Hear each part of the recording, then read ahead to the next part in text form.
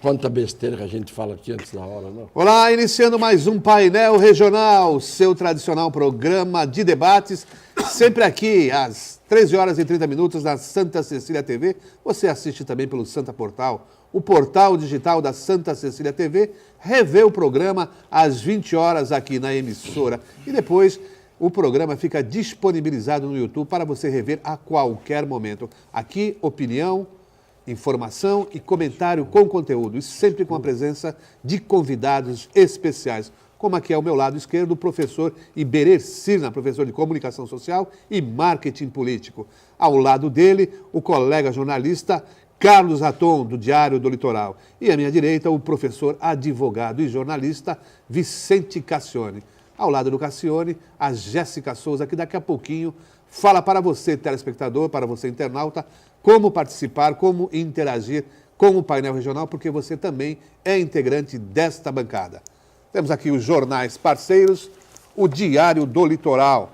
Traz uma manchete hoje sobre uma pesquisa sobre a intenção de votos lá em Itanhaém. Marco Aurélio tem larga vantagem em Itanhaém. Está aí a pesquisa sobre a intenção de voto dos candidatos a prefeito em Itanhaém. Passo aqui uma edição para o Iberê e outra para o Raton e uma para o professor Cassione. E outro jornal do mesmo grupo do Diário do Litoral, aqui a Gazeta de São Paulo. Mantega é acusado por EIC de pedir 5 milhões para o PT. Aqui, matéria, manchete sobre a prisão e depois soltura do ex-ministro da Fazenda, Guido Mantega. Aqui uma edição também para o professor Cassione. E a gente já vai abrindo o nosso debate de hoje, cumprimentando aqui o Iberê. Tudo bom, Iberê? Tudo, é um prazer sempre estar na companhia de vocês. Rever meu amigo Vicente. O Vicente, de vez em quando, eu sinto falta, viu, Vicente? Porque hoje ele veio animado. E eu fico muito feliz de vê-lo animado assim. E na companhia do Raton, que fazia tempo que não sentávamos na mesma bancada. É um prazer estar com vocês. O painel regional possibilitando essas oportunidades para o professor Iberê rever os amigos. E o Raton, tudo bom, Raton? Bom, sempre aí ocupado com matérias especiais aí, bombásticas. Eu estou numa hoje e vou... É o repórter mais adorado pelos prefeitos da Baixada. Que isso, cara. Queria cumprimentar o doutor Vicente Cassione, Jéssica, companheiro jornalista também, Iberê, professor de faculdade, nossa, né? E tomara que eu contribua com o programa da melhor maneira possível. Muito bem. Professor Cassione, o professor Iberê disse que o senhor chegou bastante animado hoje. É uma verdade. É apenas um desenho animado. Desenho animado. Mas, de qualquer maneira, talvez eu me anime, dependendo da inspiração do Iberê, do Raton, da sua e da Jéssica, que vai ser contratada logo, logo pelo Circo de Soleil. Ô, louco, hein? Circo de Soleil? É, o Circo de Soleil, de Soleil. Bom, Cirque de Soleil. Bom, Jéssica, se preparando então para o espetáculo? Tudo bem, Geraldo? Boa tarde para você, boa tarde ao Raton, ao professor Iberê, também ao Cassione aqui. Mas por que, doutor, no circo? Vai ali e faz o malabarismo que você sabe fazer, que o telespectador não vai precisar de explicação, ele vai só olhar. Le plodé, pontaplodé? Não. Aqui é outro tipo de espetáculo. Aqui a gente passa o espetáculo que a população quer ver. Aqui tem né? que fingir que é sério. Então vamos lá. Boa tarde também para você aí de casa que está nos assistindo. Participe conosco pelos telefones 3223-1120 ou 3223-7676. Você também pode participar através do Facebook, facebook.com/Painel Regional TV. Mande sua sugestão, sua dúvida, opinião, fique à vontade. A bancada do painel é bem democrática. Muito bem, tivemos ontem ainda o prende e solta na Lava Jato. O ex-ministro da Fazenda, Não acredito que você Guido vai Mantega. começar com isso. Era... Foi preso ontem. Professor, eu quero saber realmente se foi preso e poucas horas depois foi solto, havia realmente necessidade de prender? Você já respondeu. Numa prisão... Você já respondeu. Mas isso mobilizou o país inteiro ontem. Pois então. Nós estamos na mão de uma força-tarefa aí que diz que vai morigerar os costumes políticos. Vai o quê? Morigerar os costumes políticos. Sexta-feira. Licença. Põe a legenda aí embaixo aí, põe a legenda. Dá aí. pra ser uma caneta pra Põe a mim? legenda. Vamos zerar, todo mundo sabe. Nós estamos aí também com a reforma do ensino. Não, aí não. Uma hora tira sociologia, uma hora põe, uma hora tira. Então, É por isso que eu pensei que fosse começar por esse assunto. Porque o do Manteiga todo mundo viu. Prende, se era necessária a prisão, tinha que manter preso, independentemente de cirurgia ou de doença da mulher dele, ou não era necessária a prisão, tanto que soltaram, né? O Moro soltou, logo a prisão era absolutamente arbitrária. O que adiantou, ou o que adianta você prender por 5 dias um ex-ministro? O que vai mudar no Brasil, no mundo, na Lava Jato, na economia? Vão colocar o Manteiga no pau de arara? Vão colocar o Manteiga para levar choque? Então, o Ike disse, está falado. Nada mais verossímil do que o Ike Batista, que ficou rico, ninguém sabe como, ou a gente sabe, e que ficou pobre, ninguém sabe como, e a gente sabe. Foi o homem mais rico do Brasil, assim também eu seria, embora não faça questão nenhuma, com BNDES, com incesto praticado com governos e governantes. Aí recebe de graça uma dinheirama que é nossa, depois distribui a dinheirama que é nossa para os outros. Tá certo ou não? Quem tinha que estar preso era só o ministro que pediu, porque pedir não ofende. Ele deu porque quis. Agora deu porque era fácil dar. Deu porque recebeu com facilidade do nosso dinheiro, do BNDES, do governo. Então, esse assunto, eu volto a dizer, como digo toda semana, esse assunto já me dá nojo. Nojo. E a gente fala aqui a mesma coisa sempre. Então, parei. ô professor Iberê, Ike Batista era símbolo do Brasil próspero, Brasil grande, Brasil em desenvolvimento. Tem um monte desses aí. Tem um monte de Só que ícones aí, tem, de Friboi, tem um monte de gente aí. Eu não sei como é, eu não sei. Eles acham que parece é o veio do ouro, né? Ele consegue achar aquela pedrinha, fica rico, como disse o Vicente, fica rico de um dia, pobre do outro dia, ou quem sabe rico nunca foi, sempre foi pobre, distribuiu o seu dinheiro aí. E a coisa do Manteiga, ele escorrega, né? Porque é meio essa simbologia, Manteiga e manteiga. Ele escorregou aí, Derreteu? porque ele pediu 5 mil para o PT, e eu acho que foi... 5 coitado, mil? Não, Milhões, 5 milhões. milhões. Desculpa, 5 milhões. 350 mil, 5 milhões, 350 mil dólares. Só isso? É que ele pediu... No caso Vicente, dele. Então, ele pediu, Vicente, e a gente não pode criminalizar isso, porque ele pediu por uma boa causa. Deve ter sido para distribuir para alguma instituição de benemerência, algumas pessoas que estavam ali em estado de mendicância, alguma coisa esse dinheiro era muito bem endereçado. Então não Foi para pode pagar o João penalizar. Santana. Ah, Isso confessado pela mulher do João Santana. A Mônica. Para pagar o João Santana, marqueteiro do PT. Mas o que eu digo é que não há crime. Sem não há dúvida. crime. A pedir, não. Você pedir, o que deu porque quis. Está cheio de gente que dá porque quer. eu conheço alguns, não é só dinheiro não, viu, Vicente? Mas, de qualquer jeito, eu acho que o Eike, entendeu? Foi um bom exemplo para esse país, né? Das pessoas que de uma hora para outra acabam multimilionárias, né? E de uma hora para outra também vive aí. Parece que ele se converteu aí agora, evangélico. Ele está tentando arrumar um outro caminho aí, né? Não tem mais Ferrari. Eu não entendo bem, porque eu continuo aos meus quase 70 anos aqui, sempre do mesmo jeito, com o salarinho no final do mês, viu, Vicente? Você sabe melhor do que ninguém que nós ganhamos bastante na universidade. Então, eu continuo, não consigo achar o veio do ouro. E alguns têm o caminho certo. Eu acho que o caminho é o BNDES, ali na Dutra. Eu não sei como é que é o caminho certo. Mas eu acho um absurdo essa história de brincar também entre prender, soltar. Está parecendo mais uma coisa de intestino, viu? Agora, É verdade. ô Raton, essa decisão pela prisão, que na verdade os investigadores da Lava Jato pediram uma prisão preventiva e o juiz deu uma prisão provisória. Mas é lá de agosto. É lá de agosto.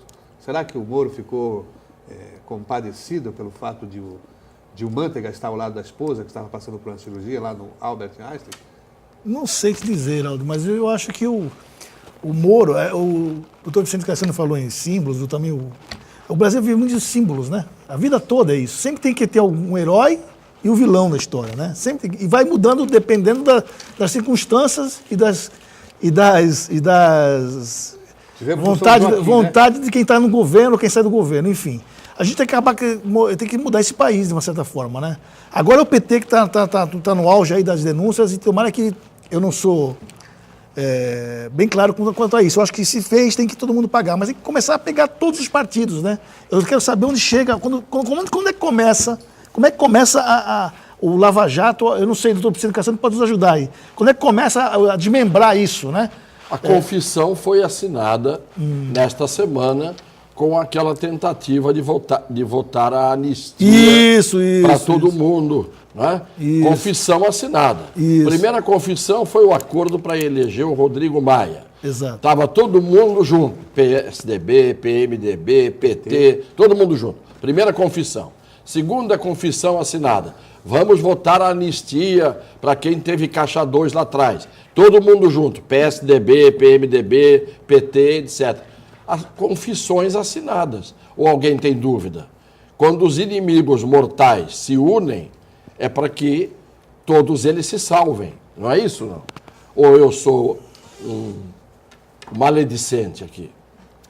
Não, mas eu acho que o Vicente está colocando só uma parte da história, né, Vicente?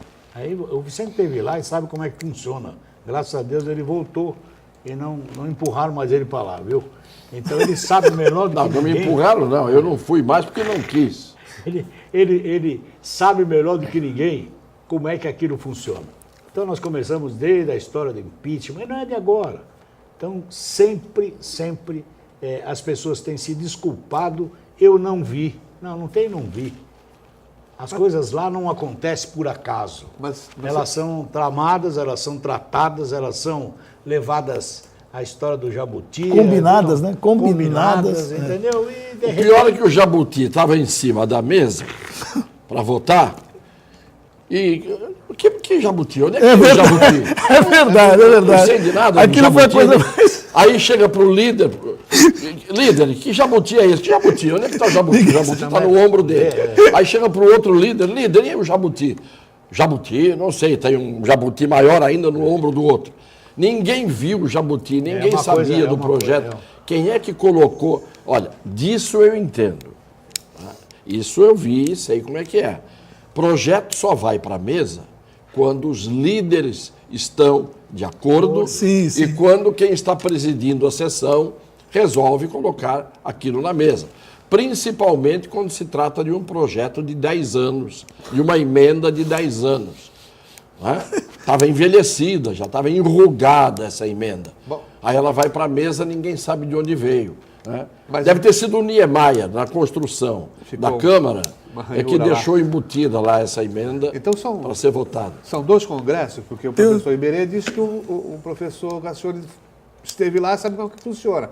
Agora, o que presidia a mesa lá, que é o nosso deputado aqui da região, disse que foi traído, que não sabia de nada. Então, ele não sabia nem explicar o que está acontecendo. Agora, ele é um senhor muito experiente, né? Eu não entendo como é que foi pego de calça curta, não sabendo de nada nessa situação. Eu acho muito engraçado isso. Mas esse negócio de saber de nada, o Iberê disse que eu estive lá, é verdade. No bordel você tem a prostituta, você tem o cliente, você tem a gerente e você tem o faxineiro. Quer dizer, você não vai misturar a prostituta, a condição da prostituta com a do faxineiro, a faxineira. Né? Então, o bordel tem de tudo. É claro, evidente. E não é só no bordel, em todo lugar. Em todo lugar você tem de tudo. Você tem os que sabem e os que fazem. Saber não significa fazer. Ô, Raton, ainda nesse tema, quando da apresentação, quando levada essa proposta para discussão, o deputado Miro Teixeira questionou diversas vezes o deputado Mestre Mansur, falando da impropriedade de se levar adiante aquela votação, e ele manteve. Então, dizer que não sabe fica meio complicado. Então, mas ele sempre comete isso, né? Sempre é que nem é um paralelo com o governo Temer, assim. Não tô, mas o governo Temer está jogando todos esses balões de ensaio. Já aconteceu um negócio da cultura, que ele extinguiu. Aí ele bota alguém para dar uma notícia dessa e vê como é que a população reage, aí volta atrás. Agora com a sociologia, né? A questão, mesma coisa. Deu um resultado errado, ele volta atrás. E assim vai. Governar dessa forma é complicado, né? Parece que não sabe o que tem que fazer, né? Agora, você tirar a sociologia Exatamente. Dos cursos do ensino médio Filosofia também. E a filosofia, não sei se vai fazer tanta diferença, porque para aprender a sociologia, como o Fernando Henrique aprendeu também, é melhor não ensinar. Certo? Então é o que eu digo, no Brasil tem muito sociólogo, muito filósofo. Hoje há 3 filósofos que estão simplesmente colocando Sócrates, o Platão, o Santo Agostinho, o Bertrand Russell, o Spinoza, no chinelo. Os caras não tem para ninguém. Nós temos hoje o Leandro Carnal, o Mário Cortella e o Luiz Felipe Pondé. São os 3 grandes pensadores e filósofos brasileiros. Os coitados dos gregos e todos os outros grandes pensadores tinham que nascer agora para aprender com esses nossos filósofos o que é a filosofia e o que é a arte de pensar. Professor Iberê, dá para fazer reforma do ensino por medida provisória, melhor dizendo, e começando pelo ensino médio, quando deveria se atacar lá no início? Olha, na verdade é assim, eu fico um pouco assustado com o tratamento dado à educação no Brasil.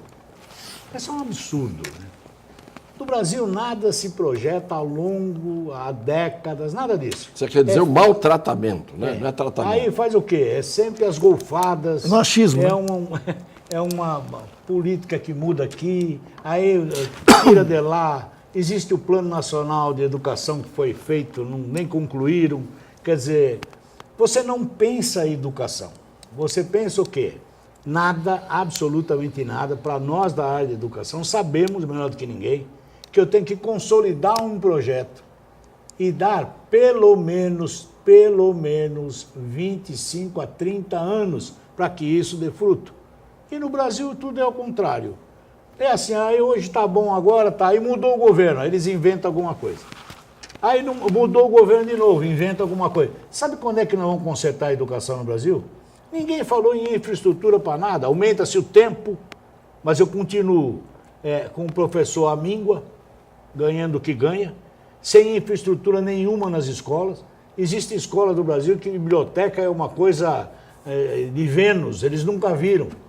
Então, não existe salas adequadas, não existe absolutamente nada, e nós estamos discutindo o quê? Currículo. Teve uma comissão curricular agora, que ficou estudando isso durante 3 anos, não concluíram e já mudaram. Então, em pacote, joga fora isso. Mas o que me entristeceu mais hoje foi ver a entrevista de 2 alunas do ensino médio dizendo, entre outras coisas, o seguinte: nós precisamos de... Primeiro, eu não estou preparada para saber que matérias eu tenho que estudar ou que caminho eu vou seguir na vida. Isso com 16, 17 anos. Até aí tudo bem, foi sincera. Mas aí, no curso das entrevistas, as 2 disseram o seguinte: nós temos que ter mais tecnologia e mais aula prática. Porque teoria é muito bonita, a teoria, mas a aula prática e a tecnologia são coisas modernas. Isto é, nós vamos aprender trigonometria, vamos aprender geometria, vamos aprender matemática pelo WhatsApp, tecnologia, não é? Outra coisa, uma disse, as escolas deveriam ter, para a gente assistir aula, e falando sério, elas disseram sério isso, mais um pouco de conforto, tem que ter puff, almofada, sofá, para a gente poder assistir aula de forma mais confortável. Isto é, sem comentários sobre isso. Mas a notícia que mais me assusta é que as escolas vão podem receber com essa reforma, professores sem nenhuma especialização. Exatamente. Exatamente. Significa que, além de não ter, muitas vezes, didática, porque uma coisa é você saber, a outra coisa é você saber ensinar o que você sabe. Exato. São duas feitas. Pior ainda, professor sem especialização significa o seguinte: eu não sei nada de matemática, ou sou péssimo em matemática. E, aliás, sou mesmo. E vou dar aula de matemática. Como é que você pode ter aula prática e aula dada com tecnologia, aula da língua portuguesa, que ninguém mais sabe falar? Você pega um repórter de televisão e diz assim, houve aí a reforma aí desse negócio aí, o aí entra como respiração, como vírgula, como tudo. As pessoas estão desaprendendo de falar e você quer simplesmente acabar com os livros, tecnologia e aula prática. Aula prática de geografia é pegar um navio de cruzeiro e começar a parar em cada porto para mostrar como é que é a península, como é que é a ilha, como é que é o continente, como é que é isso, onde é que fica o Oceano Pacífico, o Índico. Isto é, o que nós temos... Quem não sabe filosofia, quando eu me formei em Direito, estava me formando em Direito, eu comecei a ter dificuldade de entender algumas coisas que eu lia nos livros que não era fácil ler. Aí eu percebi que havia algumas expressões que era preciso conhecer e só na filosofia você poderia saber o que era. Por exemplo, causa, verdade, efeito, lógica. É na filosofia que você vai ter esses conceitos. E ética. Isso tudo aprende-se lendo. E lendo é exercício para a cabeça. O sujeito que vai na academia fazer ginástica e malha, o resultado vem no músculo. O sujeito que vai no PUF assistir uma aula prática de português e não malha o cérebro, vai ficar burro. Vai ficar burro. Esta é a realidade. Então, como é que o ministro da Educação é Mendonça Filho. Foi deputado comigo, entendeu? Ele consegue dizer mal e porcamente, batatinha quando nasce esparrama pelo chão. A menina quando dorme põe a mão no coração. Ele declama, isso é uma poesia lírica da língua portuguesa. Então é o ministro da Educação. Daqui a pouco vem o Temer, se o pessoal começar a ficar contra, e vai dizer, não, eu sou contra isso. Exatamente. Falaram sem minha ordem. Isso. Entendeu? Se fosse no tempo do Lula, iam dizer também, um cara analfabeto, quase analfabeto, como é que pode fazer reforma da educação? A verdade é que os analfabetos, os alfabetizados, todos aqueles que se dizem grandes pensadores, pensam o pior em termos de educação. Porque, na verdade, se você fizer uma sabatina, um dia eu disse para o Fernando Henrique, sem nenhuma modéstia, eu disse, se a gente chamar 3 professoras aqui de ginásio e fazer uma sabatina para mim e para você, você pode ter certeza que você vai tirar uma nota mais baixa do que eu. O sujeito passou um tempo no exílio tomando armanhaque e vira professor de sociologia de um livro só. Esqueça o que eu escrevi. E depois diz, esqueçam o que eu escrevi. Quer dizer, então, olha, vou dizer uma coisa, nós vivemos aí no Brasil. E tudo que a gente está falando só acontece no Brasil. Se acontecer em algum lugar, outro lugar, é exceção. Aqui é regra. Essa é a diferença. Bom, vamos fazer um pequeno intervalo e a gente já retorna com esse tema. André Lara Rezende. Olá, já de retorno aqui para o painel regional, o segundo bloco do painel regional. A gente vai ali com o Raton. Raton, ainda esse tema aí da reforma do ensino, começar já pelo segundo grau, antigo segundo grau, o ensino médio. Quer dizer, as crianças hoje entram na escola e depois de quase 5, 6 anos, 8 anos na sala de aula, não sabem ler. Somos chamados analfabetos funcionais ainda. Então, eu acho que teria que ser o contrário, tem que começar desde lá de pequenininho, né, Heraldo? E sabe o que é importante? Assim, eu acho, já se pensou, não sei, mas como é que vive? A minha mulher dá aula no Senac e convive com crianças que vêm estudar de Praia Grande para cá, com uma situação social muito complicada. Não se faz um estudo como essas crianças se preocupam com o horário que ela está na escola, da comida, enfim. Mas e a família? E quando ela volta para casa, né? A realidade que ela encontra lá? Eu acho que teria que fazer um trabalho social para amparar essas famílias. Porque a criança chega lá, ela fica sem comer, vê depois uma realidade até criminal. Então, como é que essas famílias... Minha mulher dá aula para umas crianças que são verdadeiros heróis. Como é que conseguem ter coragem de estudar, vou dizer, coragem mesmo, diante de uma realidade que ela vive na casa dela, ou na cidade dela, completamente difícil? Pô, não ter condução para estudar, tem que acordar cedo, muito cedo, trabalha como ajudante em supermercado, ganha R$500, tem que ajudar em casa, às vezes com uma realidade complicada de não ter o que comer, né, ver o pai numa situação difícil, ainda tem que coragem de estudar e vencer. Né? Então, eu acho que tinha que fazer um trabalho completo, escola da família de verdade. Né? Eu penso dessa forma. Outra coisa, o Iberê, essa chamada reforma de afogadilho foi porque o Brasil aí ele está, em comparação aos demais países, principalmente nas disciplinas de português e matemática, num nível, mas bem abaixo mesmo. Enquanto na China lá é nível 6, 7, o Brasil não passa de 2. Está 3,7. Né? 3,7. O mínimo é 4,3, que já é horroroso. Nós estamos com 3,7. Pois é, mas com essa reforma, nós não vamos atingir a média nunca. Porque se você vem de uma base fraquíssima, como é que você vai reparar no ensino fundamental? Mas eu vou voltar a dizer, eu acho que as reformas, assim, contribua com o seu filho, mande seu filho para a escola, para esse laboratório, e nós vamos ficar brincando com ele. Aí uma hora pode, uma hora passa sem, é a progressão continuada, é a creche que passa para o processo educacional. Então, assim, tudo nesse país é feito desta forma. E aí o que é que resulta? Então este governo, este secretário, este ministro é que vai dar a personalização dele. Aí ele inventa um nome qualquer, bonito, mas não resolve o problema.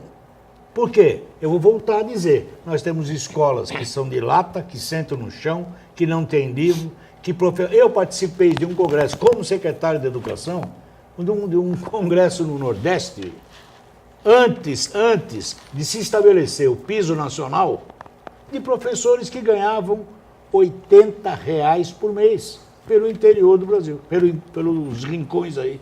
Ora, isto é a realidade brasileira e ninguém mexe nisso. Então não adianta ficar correndo atrás de indicadores comparado com China, com outros países, porque primeiro tem que ir lá e ver o que é que eles fizeram.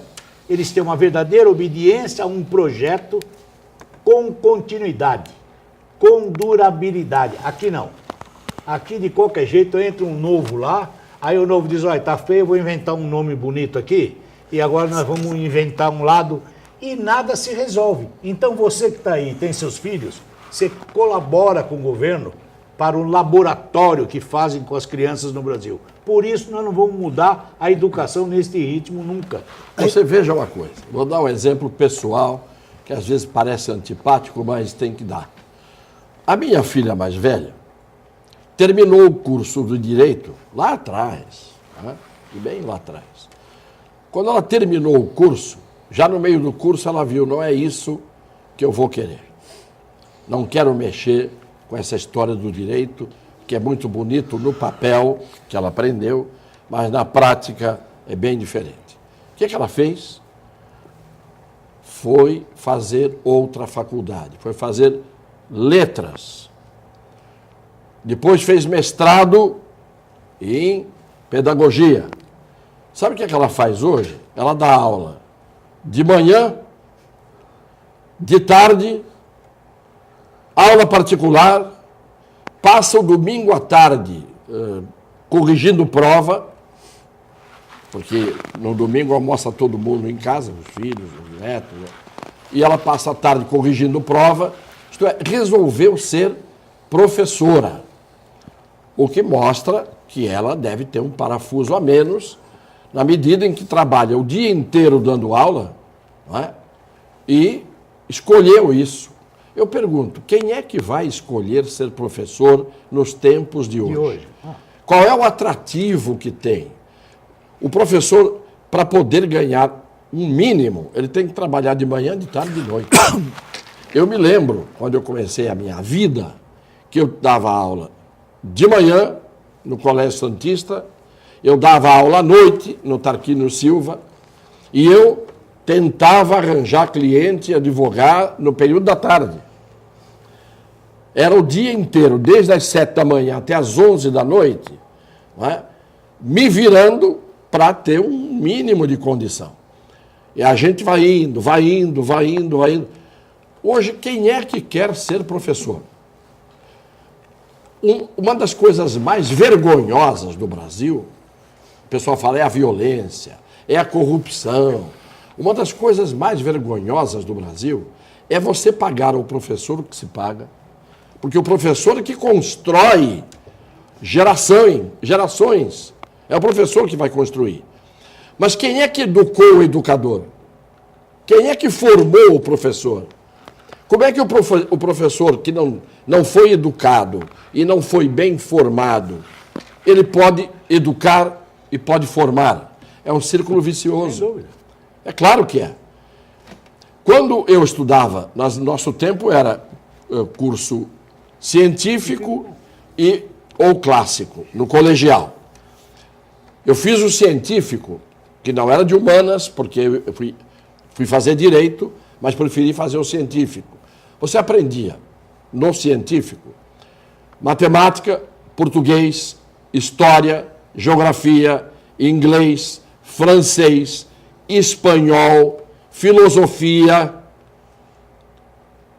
biologia. Tudo isso você aprendia num horário que não era de tempo integral. Agora eles tiraram matérias, estão tirando matérias e vão fazer tempo integral. Mas se você faz tempo integral, você tem que aumentar o número de matérias. Não, mas é para usar o puff, o sofá, você não entendeu. Mas é claro, a rede, a menina esqueceu de falar de rede. Puff, sofá, almofada e rede. Entendeu? Mas entra também um festival de desmentidos, né? Essa questão das disciplinas aí, filosofia. Então, não é mais, não é Geraldo, optativo, vai ser obrigatório na grade. Sabe o que acontece? Que lançam o... No primeiro ano. Obrigatório no primeiro ano. No primeiro ano você vai ter tudo. Até a metade do segundo ano, são 3 anos. Na metade do segundo ano, aí você escolhe o que você quer. Bom, e se você escolher uma matéria que na grade daquele colégio não tem? Exatamente. Ele vai ter que te jogar para o outro. Aí te joga para outra escola. Isso. Aí não vê aquela questão que eu falei. Se essa criança tem condições de transporte, se tem alimentação, então é isso que completa. Falar. O professor não precisa ser especializado. Então, aí você Então pega, você pega alguém lá e ele vai dar aula. você vai pega dar o aula. Vicente, a prática esportiva. Pois é, acabamos de sair do momento. Todo mundo, dia e noite, fala que o exercício físico é fundamental. E nós vamos colocar puff, almofada, sofá. Desculpa. Sabe esse negócio? Sedentarismo. É o momento do... Eu não sei se vocês têm a mesma impressão que eu tenho, mas acho que o governo Temer, ele está querendo dar uma resposta muito rápida. Para tudo. Para tudo. E aí, tudo de uma hora. não, então, ele está querendo dar uma resposta muito rápida e falar, não, já que nós montamos esse esquema, já que houve esse golpe, eu acho golpe, outros falam que é impeachment, enfim, já que montamos esse esquema, nós temos que mostrar para a população que esse esquema é o certo. Só que eles estão se pulando em cima do outro, entendeu? Tá passando... Olha, eu vou dizer. Eles lançam uma coisa e voltam atrás e vem para Mas uma hora a reforma previdenciária tem que ser feita outra, porque senão o Brasil quebra, não precisa mais, deixa para o ano que vem. A reforma trabalhista também deixa para o ano que vem. Então, mas o que a gente cansa. Eu posso dizer, eu e o Vicente, o resto tem cabelo branco, mas eles são novinhos, né, Vicente? São. Mas eu e o Vicente... Podiam ser nossos filhos. Nós sabemos o seguinte, quantas propostas em todas as áreas do Brasil é do próprio governo. Quando ele entra, agora nós vamos mudar aqui. Eu me lembro, mais do que nunca, quando o senhor Cristóvão Buarque assumiu, Primeiro governo Lula. é um educador, um homem que foi reitor da universidade. E ele, lamentavelmente, diz assim, eu não vou fazer nada, eu vou primeiro estudar aqui o que eu... Isto empurra-se com a barriga absolutamente tudo nesse país. Muda-se o nome, mas nada efetivamente é feito. Então, nenhuma reforma, nem política, nem previdenciária, nada. Esquece isso. É um jogo de palavras. Quando o professor Florestan Fernandes quis fazer uma reforma, quando o Jango quis fazer a lei de diretrizes e bases da educação, foi uma das razões de dizerem que ele era comunista e tinha que cair fora. Porque era uma reforma educacional para valer. O Florestan, o Darcy Ribeiro, O Anísio Teixeira, professores, né, o Paulo Freire, professores, que a gente está dizendo o nome aqui, porque mostraram que eram sábios e sabiam o que fazer. Hoje você vem com uma reforma, eu pergunto quem é que por trás disso está? Porque não é o Mendonça Filho que de um dia para o outro, em 3 semanas, resolveu fazer isso. Alexandre Frota. Pode ser. Pode ser. Vamos fazer mais um intervalo e a gente já volta daqui a pouquinho. Muito bem, já de retorno aqui para o terceiro e último bloco do Painel Regional. A gente vai ali com a Jéssica, que já tem telespectadores participando. Temos sim, mas antes de falar as perguntas, eu queria dizer que o Paulo Henrique Farias, para o Dr. Vicente Cassione, que ele e a família dele é muito fã há muitos anos e aguarda ansiosamente pelo lançamento do seu livro. Muito obrigado, Paulo Henrique. Eu fico muito honrado com isso. E um abraço à sua família também. Vamos lá para as perguntas então. O Correia para a bancada. No caso da prisão do Manteiga, que foi solto se fosse um cidadão comum que paga os meus impostos, como que tivesse com a minha esposa operando no hospital público, será que eu seria solto por não oferecer perigo? Que justiça é essa no Brasil? Depende do que ele estivesse sendo acusado, né? Mas eu acho que não ia ser, viu? Eu acho que eu só ia... Na cadeia? Eu acho que ficava lá. O Manteiga não é ex-ministro, não dá muito holofote, não dá mídia. Aí ficava quieto lá, não sei. Essa é a minha visão. Bom, mais participações, Jéssica? Sim. O Cosme Santos para o Dr. Vicente Cassione. Porque o homem mais honesto do Brasil, e como ele diz, mais honesto que ele, só Jesus Cristo, consegue manipular e escorregar igual quiabo a Polícia Federal. Para mim, é um dos caras mais corruptos do Brasil, onde roubou tanto dinheiro nosso, através da Petrobras. Será que eu vou ter o prazer de ver ele e a sua quadrilha presa pelo juiz Sérgio Moro?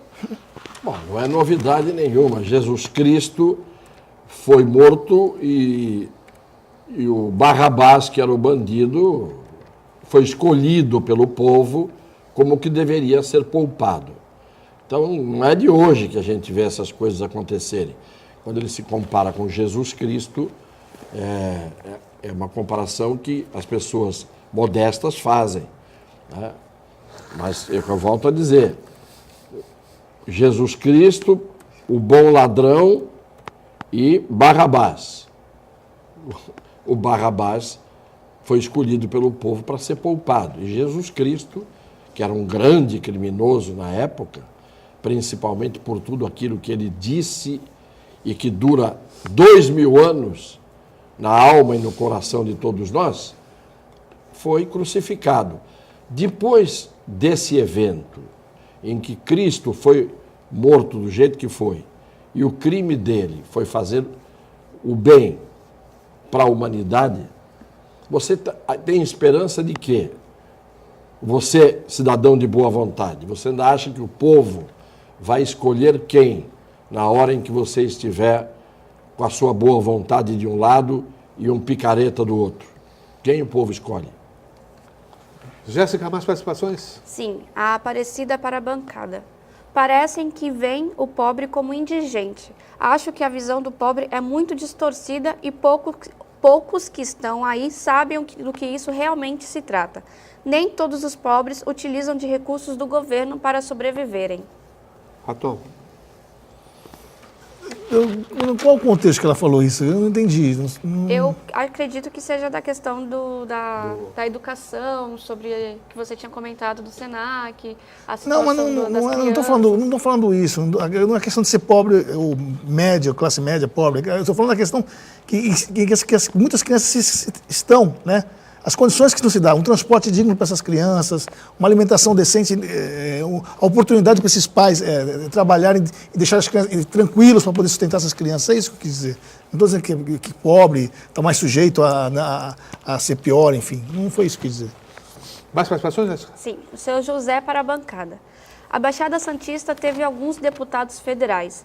E o que esses deputados trouxeram de bom para a Baixada? E o que o Beto Mansur fez de bom para a Baixada? A única coisa que ele fez foi aprovar a famigerada Lei dos Portos, que desempregou muitas pessoas. A pergunta está muito em aberto. Iberê, você... Não, eu fui deputado federal e não vou falar do que eu fiz. Elogio em boca própria é vitupério, então eu não vou falar. Quem lembra, lembra, quem viu, viu. Quem estava desligado, paciência. Mas eu acho, Vicente, assim, eu acho que também os deputados, né, acabam, como você tem lá o Papa fazendo um trabalho aí junto à área de... Que trabalho? O trabalho que ele fez agora, apresentou esse trabalho. Não sei se é bom ou se é ruim, mas eu trabalho sobre a área do laudêmio, entendeu? Que era uma coisa que estava sendo feita há muito Iberê, Iberê. Dá licença, deixa eu acabar, Vicente. Não, o laudêmio. Peraí, Vicente, eu vou te contar a história do laudêmio. Eu sei a história do laudêmio. Não sabe que você não estava lá? Como não estava lá? Sabe O laudêmio começou contigo lá? Não, eu fui relator, por isso que eu quero falar. Eu fui o relator na Comissão de Justiça dos projetos que foram unificados. Havia 40 e tantos projetos extinguindo o laudêmio. 40 e tantos projetos.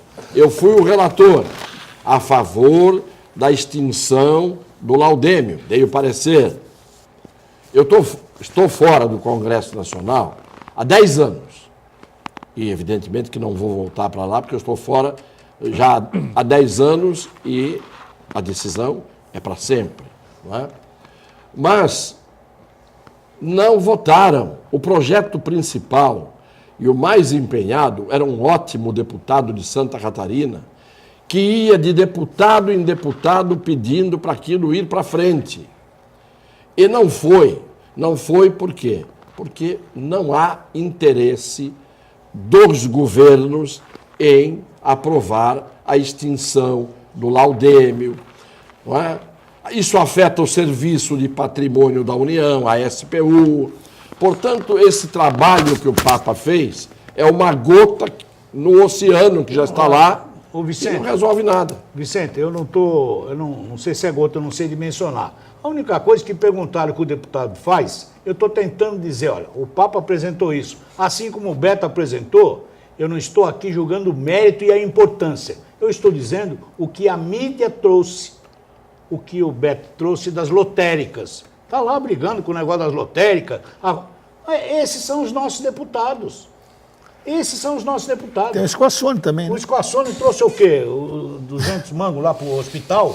Não, eu não estou Agora foi lançado por nota fria, inclusive. Avaliando se é ou deixa de ser. 200 mangos, entendeu? Deixa eu mudar um pouquinho de assunto aqui, senão a gente vai acabar o programa e a gente não toca nesse assunto. Raton, você fez uma matéria aí repercutindo essa situação aí de gravações envolvendo o ex-ouvidor Flávio Jordão, que era relacionada aí pessoas que criticavam a administração e acabavam sendo contratadas, chequinho, carguinho, enfim. Isso foi levado para a Câmara e os vereadores entenderam que essa é uma questão menor que não deve ser assunto de investigação por parte do Legislativo, é isso? É isso, mais ou menos isso, Heraldo. Mas eu queria deixar claro o seguinte, que esse caso aí, que acabou em vídeo, né, que mostrou uma situação, não é novidade para o Diário do Litoral que eu trabalho, não é novidade para aqui para o painel regional, muito menos para o Ministério Público. Não sei se tu sabe, Heraldo, o Ministério Público ele tá investigando, tem uns 2 ou 3 inquéritos, já tem uma ação civil, você deve saber, investigando praticamente 4 tipos de modalidade que acaba combinando com isso aí. Uma é sobre a contratação da Lei 650, que o Ministério Público acredita que nessa gestão, talvez até do Papa, mas nessa houve um excesso de contratação pela Lei 650. A outra é o pagamento por RPA. Quem não sabe é recibo do profissional autônomo, que também está sendo pessoas sendo pagas através de RPA. É outra investigação do MP. O famoso chequinho, que Não é o chequinho, né? o chequinho... Hã? Não é chequinho. Cheque é o meu, pô. Que é que não é chequinho. É o depósito. Que o Jordão. Não, é o chequinho. Não, que eu ganho. Ronaldo, tem o chequinho que o próprio Jordão falou na gravação, né? E falou em carguinho também, inclusive uma deputada, 10 carguinhos e tal. E tem o caso do depósito em conta, que esse caso, que depósito em conta, a pessoa recebe na conta mesmo. E especificamente esse depósito em conta, é que o promotor que envolve, nessa investigação, envolve o Jordão, o próprio Jordão que estava na gravação, e o Xadá, que ele cita lá também, entendeu? Representante do diretório de um partido aqui. Né? Isso, ele fala em 2 presidentes PPN, partidários, e ele fala também numa deputada, enfim. E o Jordão quem é? O Jordão é o ouvidor da prefeitura. Ouvidor da prefeitura. Acontece que isso que ele até o promotor pegou essa gravação, ele vai anexar ao inquérito que já está, né? Aliás, esse inquérito ao Jordão. Qual é o promotor? É o doutor Romero. Eduardo Romero. É o Romero? Tavis Romero, é. Ele está por trás de todas essas investigações referentes a isso. E nessa específica, que tem o Jordão e tem o Xadá, ele está investigando o prefeito Paulo Alexandre, o vice-prefeito Eustácio, o Jordão, o ouvidor, o Xadá e mais 4 pessoas. Tem uma pessoa até de Praia Grande, nem de Santos José, trabalhando aqui, recebendo chequinho, recebendo depósito em conta. Nesse caso, tem até comprovantes de depósito do Banco do Brasil, o negócio está andando. Isso é um processo administrativo, processo de impunidade administrativa sobre outra vertente, contratações por RPA, enfim. Então, isso que acabou acontecendo, estou dando um vídeo, é uma realidade que está acontecendo há muito tempo. E por que está tanto tempo e o Romero ainda não ofereceu uma denúncia e não mandou abrir o processo? Ele já abriu o inquérito. Ele está em Não, processo. inquérito não. Não, digo. uma já tem. Um processo administrativo, uma improbidade administrativa já está em curso. Uma Já ação está de em improbidade curso. Quem são os réus? O prefeito Paulo Alexandre, o Russo, o secretário, mais ou menos são os 2 na administração, que estão envolvidos. Lá, acho que por contratações por RPA, Mas já eu está em li curso. no Já Diário está em curso. Eleitoral que, quando da repercussão desse vídeo, que andou circulando aí pelas redes sociais, que o Flávio Jordão não é mais integrante, não é mais ouvidor, não trabalha mais com a prefeitura. Isso foi outra confusão que deu. Foi até engraçado. Eu estava na reportagem, correndo atrás das pessoas que foram faladas. Eu liguei para a prefeitura e falei, é um problema do comitê. Eu liguei à prefeitura porque até então ele era ouvidor, né? E é a prefeitura que tem que responder, ele e a prefeitura, né? É um funcionário. E aí me ligaram para o comitê. Eu liguei no comitê, a pessoa falou, olha, o Jordão não trabalha aqui. Está na prefeitura. Eu falei, mas está acontecendo alguma coisa. A prefeitura fala que é aí, aqui fala que é a prefeitura. Eu falei, mas cadê o Jordão? Eu falei assim, não sei. E, de repente, o cara sumiu. Ninguém sabe. Eu falei, mas como é que vocês não sabem onde está um ouvidor, que é um cara considerado o braço direito de um prefeito, né? É o cara que ouve a população e retorna as demandas da população. Vocês não conhecem, não sabem? Não tem o telefone. Alguém tem o telefone de Jordão? Não comitê na prefeitura, não. Ninguém tem o telefone dele. Então, eu não entendo. Até hoje parece que não acham o Jordão, né? Eu não sei onde ele está. Eu não sei onde ele está. Ele não está no comitê, não está na prefeitura. Enfim, e aí disseram que eles tinham sido... Disseram não, comprovaram que ele tinha sido tirado de férias e depois tinha sido exonerado. Então ele não está trabalhando, ele está em algum lugar que não se sabe onde está. Mas as coisas que aconteceram foi no período em que ele estava? Então, isso que porque na gravação, doutor, tem um momento que ele fala assim, ele não quer que a gente trate disso no escritório, tem que ser na minha sala. Eu sou secretário. Então, eu acredito, é isso que eu tirei, essa dúvida que eu queria tirar com ele, né, quando eu estava fazendo a reportagem, para saber se ele era ouvidor ou não. A prefeitura não indígena, o comitê, enfim.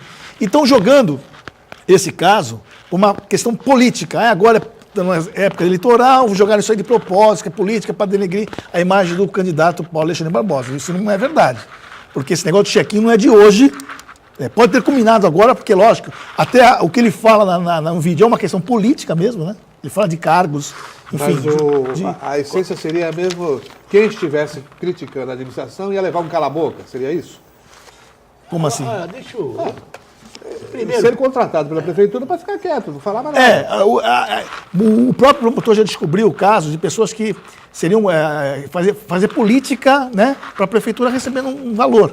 Isso está no promotor, já constatou. Né? Então, assim, são representantes políticos, são representantes de bairro, enfim, pessoas que trabalham ou não trabalham. É isso que está sendo apurado. Para encerrar, Para encerrar, Iberê, assim, vamos lá. eu como sou um asno jurídico, entendeu? Eu fico aguardando. Você é um as Não, eu sou um asno. As Eu fico no jurídico. Eu fico esperando a conclusão da área jurídica. Eu não gosto de tecer nenhuma opinião. Mas você ouviu? Entendeu? Ouvi uma série de coisas, ouvi o vídeo, mas tudo isso parece truncado, parece que foi gravado, a mãe chora, o filho... Eu não tenho a mínima formação. Eu não gosto de me antecipar. Eu acho que se está na mão do promotor, está lá, a justiça vai resolver isso aí como tem que resolver. Mas a Me Câmara não parece- quer investigar isso aí, não. Ah, bom, aí é outra coisa política. Foi isso que eu perguntei. Eu só Jonathan. queria dizer o seguinte, teve uma hora aqui, entendeu? Que eu usei a expressão 200 mango e o Vicente quase caiu da cadeira ali, entendeu? Porque mango é do nosso tempo. Do porque nosso tempo, entendeu? Essa molecada não Mas sabe foi o que é um pouco mango. mais, né, professor? Foi um pouco mais, Tem uma- 200 mil reais. Tem uma frase que eu faço questão aqui de colocar, porque eu degravei, né, o vídeo. E tem uma frase que é muito... Várias frases, mas essa é muito engraçada. O Jordão falando. Tu acha que tem essa conversa com ele? Botar ele, arrumar um carguinho para ele ficar numa boa? Quer dizer, arrumar um carguinho aonde? Não, podia ser em qualquer lugar. Isso aí, isso aí É estranho. Relações feitas daí. Não, eu sei, é estranho, né? Dizer, Só se ele tiver algum emprego. tá vendo fantasma. Agora é bonito o vídeo, tá há 10 dias da eleição. Olha, isso virou um fato político. É verdade. Mas eu prefiro analisar, entendeu? Deixar a quem entende, que é a área jurídica, entendeu? Avaliar, seja o promotor, seja quem for, dar a denúncia, a improbidade. Para isso, eles estudam. O Vicente está aí de cabelo branco, até ele fica nervoso de tanto que estudou. Não, pra é isso aí. de ser Aí, antigo mesmo. entendeu? Cabelo branco é antiguidade. mesmo. Então, tem- assim, vamos aguardar, né? Vamos ver como é que Vamos encerra aguardar, isso. porque também tem um outro vídeo falando agora de situações na Codesp. Vamos deixar apurar primeiro e depois a gente traz essas informações. Bom, vamos encerrando o painel regional de hoje. Agradeço aqui ao professor Iberê, ao Carlos Raton, ao professor Vicente Cassione e também a Jéssica. E a você também. Na segunda-feira estaremos juntos novamente. Muito obrigado. Bom final de semana a todos.